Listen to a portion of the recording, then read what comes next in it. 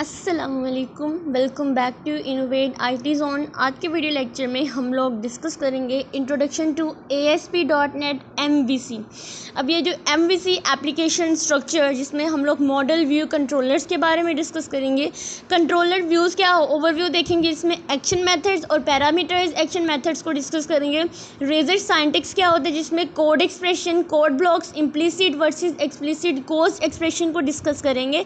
Then data annotation क्या होता है, client side versus server side validations क्या होती है, मॉडल बिल्डिंग क्या होता है, मॉडल स्टेट वैलिडेशन क्या होता है, MVC मेंबरशिप्स क्या होता है, जिसमें ऑथेंटिकेशन, ऑथराइजेशन एंड सिक्योरिटी के बारे में डिस्कस करेंगे। अगर मैं आपकी कोर्स आउटलाइन आपको रिव्यू करा दूं तो यहाँ पर इंट्रोडक्शन टू ASP.NET से लेकर हमारे पास सिक्योरिटी तक के सारे टॉपिक जो हैं वो आज इस वीडियो के अंदर हम लोग क्लियर करेंगे। ये सारे के सारे हमारे पास माइनर से टॉपिक्स हैं जिनका हमें बेसिक जो कॉन्सेप्ट होता है उसका होना हमारे पास लाजमी होता है। ठीक है, तो चलिए हम लोग विदाउट टाइम वेस्टिंग स्टार्ट करते हैं अपना आज का लेक्चर। तो ASP.NET MVC क्या होता है, एक फ्रेमवर्क होता है जो वेब एप्लीकेशन डेवलप करने के लिए यूज़ होता है। इसकी फुल फॉर्म है मॉडल व्यू कंट्रोलर, जो एक डिज़ाइन पैटर्न है। ये फ्रेमवर्क एप्लीकेशन को 3 मेन कंपोनेंट्स में डिवाइड करता है। एक होता है मॉडल, एक होता है व्यू और एक होता है कंट्रोलर। अब हमारे पास हम मॉडल्स में क्या होता है कि जो डाटा और बिजनेस लॉजिक होते हैं उसको रिप्रेजेंट करता है। व्यू क्या करता है कि जो भी यूज़र इंटरफेस होता है, UI होता है, उसको हैंडल करता है, क्योंकि UI होता है बेसिक व्यूज़ के लिए होता है। ये आपको जो स्क्रीन नज़र आ रही है भी एक UI होता है। कंट्रोलर क्या होता है कि जो भी मॉडल्स और व्यू होते हैं इनके दरमियान में इंटरेक्शंस को मैनेज करता है और जितनी भी रिक्वेस्टेज आती हैं उनको हैंडल करता है। अब हम लोग डिस्कस करेंगे MVC एप्लीकेशन के स्ट्रक्चर के बारे में। तो MVC चूँकि मैंने कहा 3 लेयर्स के अंदर 3 इंपॉर्टेंट पार्ट्स के अंदर डिवाइड होता है। Models, view and controller. जो मॉडल होता है डाटा और जो बिजनेस लॉजिक होता है उसको रिप्रेजेंट करता है। व्यू जो होता है यूजर इंटरफेस को रिप्रेजेंट करता है, जहां यूजर को डाटा दिखाया जाता है। कंट्रोलर ये रिक्वेस्ट को हैंडल करता है और मॉडल्स और जो व्यूज होते हैं उनके बीच में जितनी भी इंटरेक्शंस होती हैं उनको मैनेज करता है। ठीक है, ये जो मॉडल होता है इसका अगर मैं स्ट्रक्चर बताऊं तो मॉडल जो होता है ये आपका डाटा लेयर पे होता है। जो व्यू होता है ये आपकी प्रेजेंटेशन लेयर के ऊपर होता है और जो कंट्रोलर होता है ये एप्लीकेशन लॉजिकल लेयर के ऊपर होता है। अब हम लोग देखेंगे इसका मॉडल व्यूज एंड कंट्रोलर के बारे में थोड़ा सा और। ठीक है, आप लोग थोड़ा सा कोडिंग फॉर्म में हम देखेंगे। तो मॉडल जैसे मैंने आपको बताया डाटा और जितने भी बेसिक लॉजिक्स होती हैं उनको रिप्रेजेंट करता है। देखिए बार बार अगर आपने इंट्रोडक्शन देख लिया तो बाकी चीज़ें बार बार रिपीट हो रही हैं। तो देखिए सबसे पहले एक पब्लिक क्लास स्टूडेंट लेनी है, इसमें आपने स्टूडेंट ID लेनी है, इनको गेट एंड इनको सेट कर देना है। फिर आपने स्टूडेंट का नेम लेना है, इसको आपने गेट और सेट कर देना है। जो स्टूडेंट ID है वो आपने इंटीजर लिया है और स्टूडेंट जो भी लिया है स्ट्रिंग नेम लिया है वो स्ट्रिंग फॉर्मेट में लिया है। तो बस ये मॉडल था। ठीक है, अब हम देखेंगे व्यू। ये एक लॉजिक बनी है, ये एक बिजनेस लॉजिक बनी है। डाटा है और बिजनेस लॉजिक बनी है। व्यू देखेंगे तो व्यू एक is responsible for rendering the user interface. जो हमारे पास यूजर इंटरफेस होता है उसके लिए हम लोग जो है व्यूज को क्रिएट करते हैं। ठीक है, ये HTML और जो भी हमारे रेजर साइंटिक्स होते हैं, जिसको रेजर साइंटिक्स को हम आगे जाके देखेंगे, डाटा को डिस्प्ले कराने के लिए यूजफुल होते हैं। जैसे यहाँ पे एक HTML का कोड है जिसमें मैंने एक model my application dot model students के नाम से मेरा पास एक मॉडल है जो कि ऊपर हमने जो बनाया है अभी मॉडल्स के अंदर जो कोड लिखा है वही है। ठीक है, तो यहाँ पर मॉडल डॉट नेम एक पैराग्राफ एक हेडिंग लेंगे, उसके अंदर हम लोगों ने इस मॉडल डॉट नेम को शो करा देना है। उसके बाद आता है हमारा कंट्रोलर। कंट्रोलर जो होता है जो भी रिक्वेस्ट होती हैं उनको हैंडल करता है, डाटा के मॉडल से फेच करके व्यूज़ में पास करता है। यानी मॉडल्स और व्यू के दरमियान में जो इंटरेक्शन कराता है वो हमारा कंट्रोलर होता है। जितनी भी आने वाली इनकमिंग रिक्वेस्टेस होती हैं उन सबको हैंडल करता है। जैसे यहाँ पर देखिए एक है पब्लिक क्लास स्टूडेंट कंट्रोलर। ठीक है, फिर हमारे पास यहाँ पे एक कंट्रोलर के नाम से हमने कीवर्ड यूज़ किया है। Then action result index war student is equal to the new student. जो स्टूडेंट का हमने ऊपर नेम लिया था जो जॉन डोई के नाम से, और उसका जो व्यू होगा स्टूडेंट का वो हमें एज अ रिटर्न करेगा। अब इन दोनों के दरमियान यानी ये मॉडल्स और ये जो हमारे पास व्यू है इन दोनों के दरमियान में जो इंटरेक्शन का काम कर रहा है वो हमारा कंट्रोलर कर रहा है। तो कंट्रोलर ने स्टूडेंट कंट्रोलर वाली क्लास को हैंडल किया हुआ है, इन दोनों के दरमियान में इंटरेक्शन करवाई हुई है। उसके बाद आता है कंट्रोलर्स का ओवरव्यू। ठीक है, जैसे हमारी आउटलाइन का टॉपिक था कंट्रोलर, तो कंट्रोलर का ओवरव्यू तो जितनी भी वेब रिक्वेस्ट होती है ना उनको हैंडल करता है और जो भी रिस्पॉन्सेज होते हैं उनको जनरेट करता है। ये जो कंट्रोलर है ना ये क्लास से इनहेरिट करते हैं और एक्शन मेथड जो होते हैं वो डिफाइन करते हैं। करते हैं। जैसे एक मैं बात कर रही हूँ, यहाँ पे एक क्लास बना लेते हैं होम कंट्रोलर के नाम से। फिर ये कंट्रोलर कीवर्ड हम ज़रूर यूज़ करते हैं क्योंकि ये इनकमिंग जितनी भी रिक्वेस्ट्स होती हैं उनको हैंडल करता है। फिर हमने एक एक्शन रिजल्ट बनाया, उसके आगे इंडेक्स फंक्शन ले लिया और मुझे रिटर्न में वो व्यू देगा।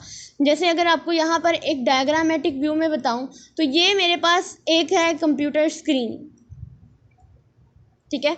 यहाँ पर एक जो भी हम डाटा देंगे वो डाटा एक मॉडल है और ये मेरे पास जो स्क्रीन है ये एक व्यू है। अभी ये जो पीछे से डाटा दे रहे हैं ये और इन स्क्रीन के दरमियान में जो इंटरेक्शन हो रही है, दरमियान में एक कंट्रोलर लगा हुआ है जो इन दोनों को जो है यानी मॉडल जो होता है वो रिक्वेस्ट करता है कि मुझे ये डाटा जो है ये चाहिए। तो क्या करता है वो इंटरेक्ट करता है हमारे व्यूज़ के साथ और हमें हमारे यानी डाटा लेयर और एक प्रेजेंटेशन लेयर इन दोनों के दरमियान में जो इंटरेक्शन करा रहा है वो हमारा कंट्रोलर होता है। डाटा लेयर से क्या होगा, जितना भी डाटा होता है उसको फेच करेगा, उस पर प्रोसेसिंग करेगा, उसको कंट्रोल करेगा, मैनेज करेगा। जो भी आउटपुट आएगी वो हमें व्यू करा देगा प्रेजेंटेशन लेयर के ऊपर आकर हमारी स्क्रीन के ऊपर, तो वो हमारा काम करता है कंट्रोलर, ठीक है। नेक्स्ट हमारे पास आता है एक्शन मेथड्स। अब ये एक्शन मेथड्स क्या होते हैं, ये मेथड रिक्वेस्ट को हैंडल करते हैं और एक रिजल्ट रिटर्न करते हैं, जैसे कि व्यूज़, जेसन डाटा या रीडायरेक्ट। जेसन से रिलेटेड वेब टेक्नोलॉजी की प्लेलिस्ट में ऑलरेडी एक वीडियो है, आप वहाँ पर जाकर उसको देख सकते हैं।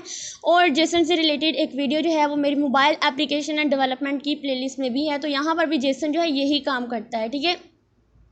एक्शन मेथड जो होते हैं ये क्या करते हैं कि वो मेथड होता है जो जितनी भी HTTP रिक्वेस्ट होती हैं उनको हैंडल करती हैं और एक रिस्पॉन्स जनरेट करती हैं। यानी एक्शन मेथड कंट्रोलर क्लास के मेथड होते हैं जो स्पेसिफिक URL से ही मैप होती हैं। जैसे यहाँ पे एक एग्जांपल है पब्लिक एक्शन रिजल्ट अबाउट, फिर इसमें मुझे रिटर्न करेगा व्यू। अब ये जो रिटर्न व्यू होता है इसका मतलब होता है कि जो भी एक्शन बैकएंड पे परफॉर्म हुआ है मुझे वो UI पे आके इसका व्यू दिखाएगा।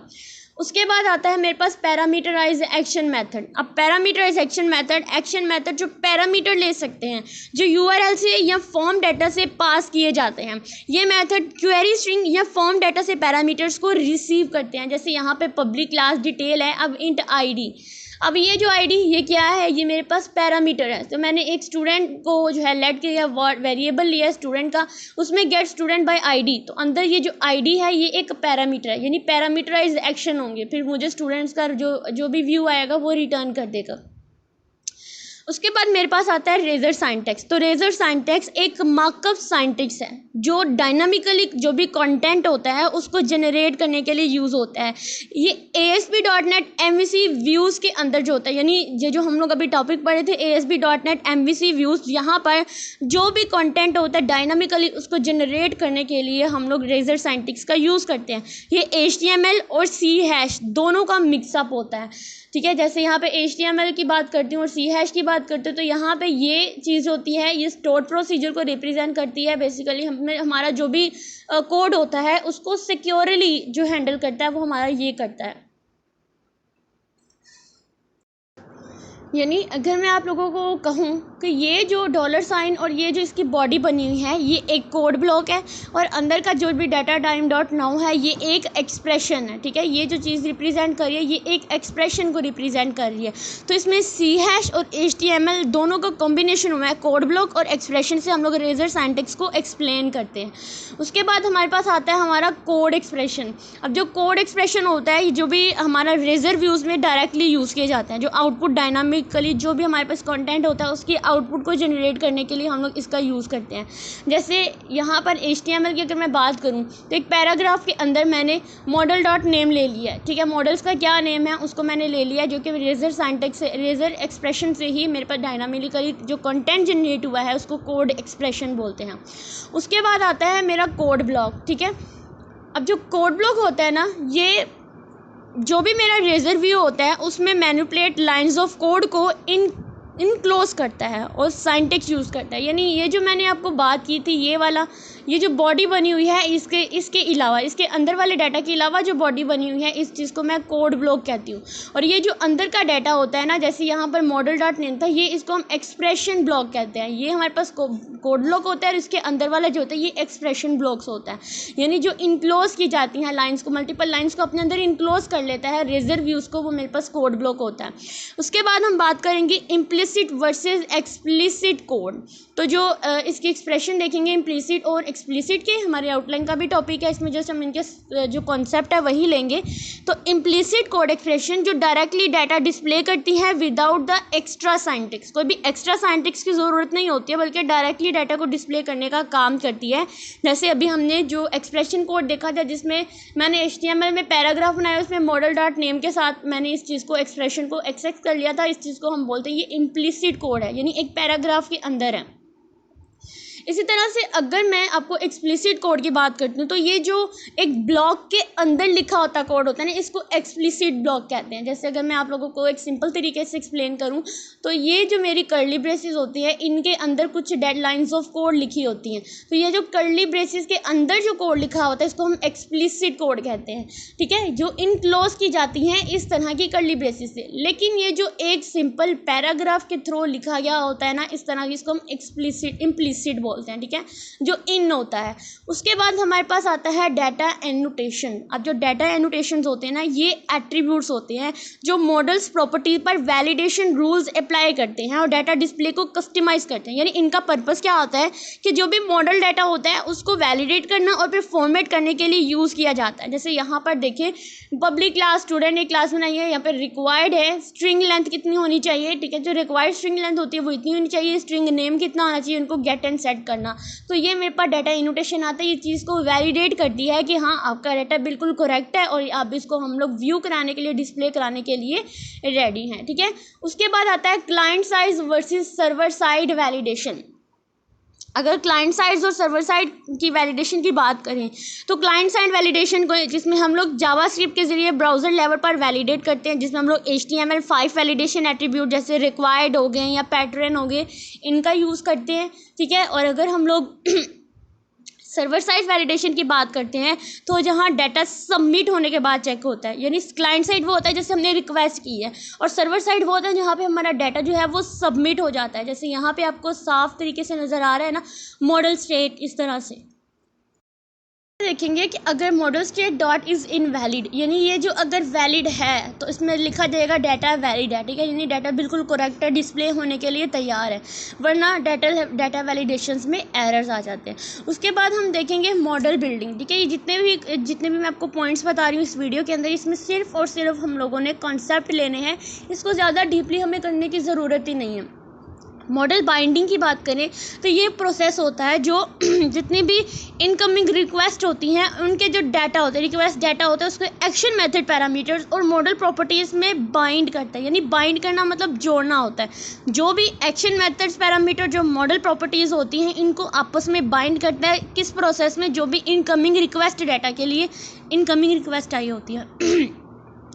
इसका पर्पस क्या होता है, ठीक है, इसका पर्पस ये होता है कि जो भी रिक्वेस्ट डाटा को ऑटोमेटिकली मॉडल्स में कन्वर्ट करना होता है। जैसे यहाँ पे अगर हम लोग इसकी एग्जांपल देखते हैं तो यहाँ पे पब्लिक है, एक्शन रिजल्ट क्रिएट करेगा स्टूडेंट, और ये स्टूडेंट का आगे से उसने एक ऑब्जेक्ट बना दिया। अगर तो मॉडल स्टेट वैलिड है तो हम स्टूडेंट का डाटा सेव कर देंगे, ठीक है, और रिटर्न कर देंगे व्यू में, हमें स्टूडेंट का व्यू जो है वो रिजल्ट कर देगा, ठीक है, यानी एज अ रिजल्ट हमें स्टूडेंट व्यू जो है उसको शो करा देगा।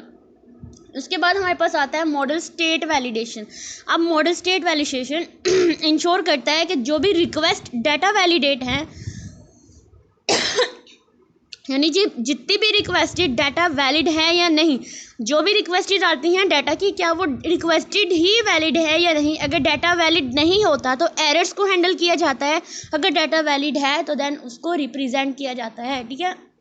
जैसे इसकी एग्जांपल में हमें शो हो रहा है कि अगर model state dot is valid है तो हमें रिटर्न कर देगा एरर टू यूज़र, यानी अगर तो मॉडल स्टेट वैलिड नहीं है, यहाँ पर नहीं का शो हुआ है, तो वो जितने भी रिक्वेस्टेज हो, जितने भी एरर्स आते हैं उनको हैंडल करेगा, देन उसके बाद हमें हमारा व्यू जो है वो चेक कराएगा। उसके बाद आता है MVC मेंबरशिप, जिसमें हम लोग ऑथराइजेशन, अथेंटिकेशन एंड सिक्योरिटी को देखेंगे। तो जो MVC मेंबरशिप एक सिस्टम होता है जो अथेंटिकेशन और ऑथराइजेशन की फंक्शनैलिटीज़ प्रोवाइड करता है। ASP dot application MVC application में अथेंटिकेशन वेरीफाई करता है कि यूज़र्स को एप्लीकेशन एक्सेस करने की परमिशन है। ऑथराइजेशन यानी अथेंटिकेशन में होता है कि यूज़र उस एप्लीकेशन को एक्सेस करने की अथेंटिसिटी रखता है, अथेंटिसिटी। लेकिन ऑथराइजेशन डिफाइन करता है कि यूज़र को किस एरिया में एक्सेस करना है, क्या वो ऑथराइज है उस चीज़ के लिए। इस चीज़ को हम लोग बोलते हैं। यहाँ पे कोड लिखा हुआ है, होप सो आप लोग इस कोड को अच्छे से अंडरस्टैंड कर रहे होंगे। देन हमारे पास आ जाता है सिक्योरिटी। ठीक है, सिक्योरिटी का अगर हम बात करें तो सिक्योरिटी में भी यही आते हैं कि वो अथेंटिकेट होना चाहिए और ऑथराइज होना चाहिए।